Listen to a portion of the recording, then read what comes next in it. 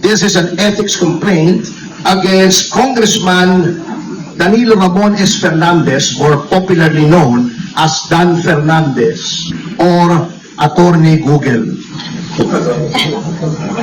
Anyway, this is for certain conduct unbecoming of a member of parliament, unparliamentary conduct, which were committed during the hearings of the Quadcom. I will just give you the general details anyway. I will be leaving this copy for you, and those who wish for soft copies, I will viber to you later immediately a soft copy.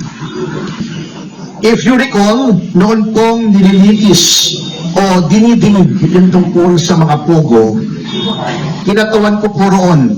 Nirepresent ko si Miss Catherine Cassandra Leong. At lahat naman po tayo saksi sa ginawang paglabag sa mga karapatan ni Miss Cassie Leong. Specifically, not only the deprivation of the right to counsel, but physically, this was unprecedented in legislative history in this country. Nahaharangin mo yung abogado at hindi mo palalapitin sa kanyang kliyente during a legislative hearing, sapagkat ang karapatan na magkaroon ng abogado upang makipagsangguni ang isang testigo sa legislative hearing ay ginagarantiya ng walang iba kundi ng ating saligang batas. Number 2, pagwawarning sa abogado na huwag bigyan ng payo ang kanyang kliyente. Saang planeta po acceptable ang ganoong behavior? Nasasabihin mo, Attorney Topacio, do not approach your clients, otherwise you will be cited in contempt. How is that even possible? Number 3, yung hindi po pagbigay ng right to remain silent and the right against self-incrimination sa isang testigo. At si Congressman Fernandez, bagamat hindi abogado, hindi ko naman sinasabing kapag hindi ka abogado ay hindi mo na alam ang batas. Ngunit, sinasabi na nga po sa kanila, or dapat, a person who is in the legislature should be charged with knowledge of the law. Because, number 1, they are lawmakers. Paano kang gagawa ng batas kung ikaw ay walang alam sa batas? Pwede naman pong basahin ang mga desisyon. Tama naman, to an extent, si Congressman Fernandez, pwede kang mag-google at mag-google mo yung mga kaso. At kung meron kang hindi naintindihan sa kaso, meron ka namang legal staff siguro. O itanong mo sa kapwa mo, Congressman na abogado, ano bang ibig sabihin ito? At pinoint out na nga po sa kanila na sa napakaraming kaso, the right to remain silent and the right against self-incrimination may be invoked not only in criminal proceedings, but in all proceedings, civil, administrative, legislative. At pinakita na nga po sa kanila ang batas. Pinoint out na nga po sa kanila yung batas. Bakit ayaw pa nilang sundin? That is also against the oath that they have taken when they took their oath of office to defend and protect the Constitution and the laws of the Republic of the Philippines and pronouncements of the Supreme Court, according to our civil code, are part of the law of the land. So yan po ang isang violation, ano? Number 2, yun pong the right of a witness to be treated with dignity and with respect.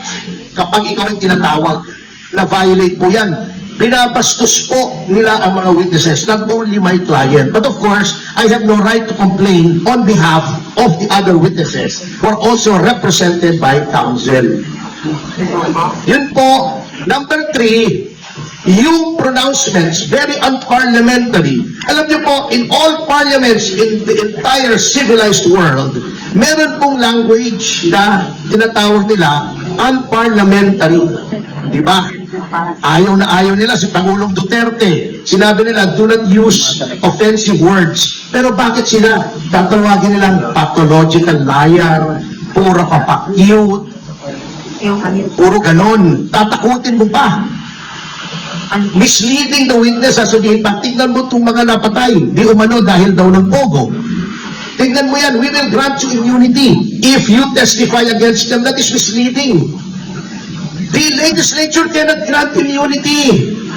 It is only the prosecution in certain cases and the prosecution with the consent of the court in other cases that may grant immunity by way of making a witness, a state witness. It is not for the legislature to grant immunity. They can only grant transactional immunity, which I can explain later on, but they cannot grant complete immunity. So, pagsapasamahin yan, ayaw nilang pakausap sa abogado.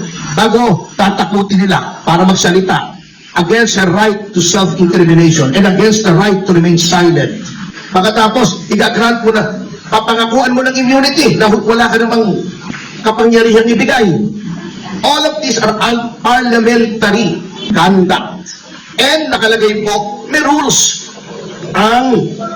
of conduct, hindi lamang ang miyembro ng mababang kapulugan, kundi ang mga public officials on how they conduct themselves. And it is my respectful contention that Congressman Fernandez has violated these norms of conduct. Ngayon, bakit sa Ethics Committee? Kasi may nakalagay po sa ating konstitusyon na yung mga ginagawa po ng isang miyembro ng lehislatura, they can only be made liable therefore in no other place than the legislature. That's why may committee on ethics. They are supposed to police themselves. Now, huli na po, bago tayo pumunta rito, and I feel this is also of equal importance in this case. Sasabihin nila, walang mangyayari dyan sa complaint mo kasi sila din yan. Si Congressman Espares ang head ng Committee on Ethics. Pagtatakpan lang nila yung sarili nila. Well, unang-una, I would like to give our lawmakers, at least the majority, the benefit of the doubt. Although I doubt the benefit. Ngunit, by doing this, I want to prove two things. Number one should not sit idly by while the rights of persons are being trampled upon by the legislature. Dapat may magreklamo dito. Otherwise, gagawin nilang palagi yan sa lahat ng witnesses. Notwithstanding the caveat of the Supreme Court in Ong versus Senate Blue Ribbon Committee, which by the way, I argued before the Supreme Court, which says that all witnesses must be given due process. Bina-violate na po nila yan. Number two, by filing this, I want to hold a mirror up to our honorable congressmen. Tignan nga po natin, tignan nyo ang sarili nyo, kung anong ginawa nyo sa mababang kapulungan, which is supposed to be an august body, which is supposed to be populated by honorable men and women. Kaya nga honorable ang tawag sa inyo eh. Are you really honorable? Are you really august? Kaya nyo bang ipolis ang inyong ranks? Do you still have any shred of decency left in your bodies para makita na mali ang ginagawa ng isang miyembro ninyo at disiplinahin ninyo? Because by no stretch of the imagination is such conduct exhibited by Congressman Fernandez allowable or should be countenanced or tolerated by anyone.